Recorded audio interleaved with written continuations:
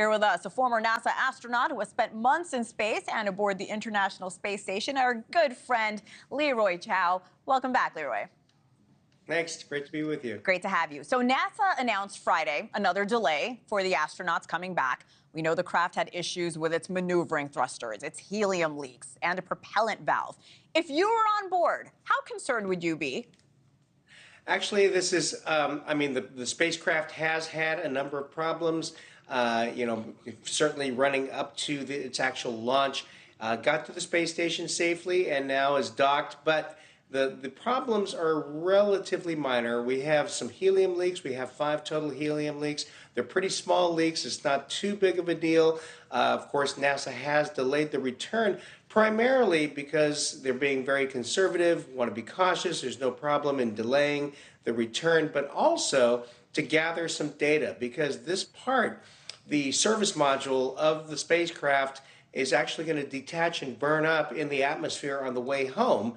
And so they're trying to get as much data as possible to understand exactly what the problems are, to try to fix those for future missions before they return the astronauts. So the actual capsule that's going to come back is not in question or in jeopardy. So, it's just a matter of being conservative and then trying to get as much data as possible before the astronauts come back. So they should come home normally, and it really probably won't be a problem. All right, let's talk logistics, Leroy. I'm curious, I'm sure viewers are too. How difficult is it to repair a spacecraft while you're in space?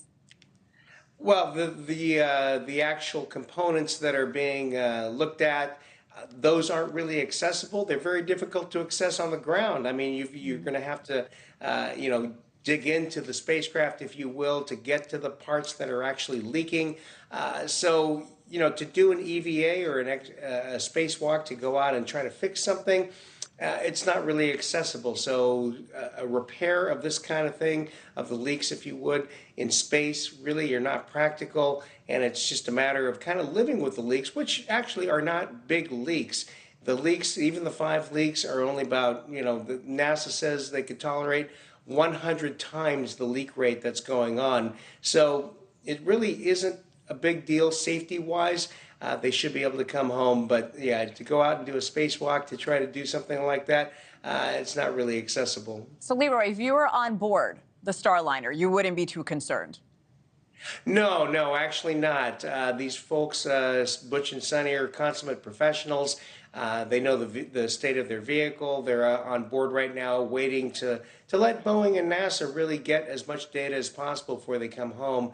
And, they're also lending a hand. I mean, they're seasoned astronauts. They're up there. They can help out on operations that are going on board. But really, it's not too big of a deal. I mean, the Starliner, Boeing has had a lot of problems, not only with their space side, but obviously with the commercial airplane side, as you guys pointed out. But another kind of a bruised eye, not necessarily a black eye, but a bruised eye for Boeing on this one. Yeah, it's not been a good couple of months for Boeing. I'm running out of time very quickly here, Leroy. NASA says the crew is not pressed for time. There are plenty of supplies in orbit. The station schedule is relatively open until mid-August.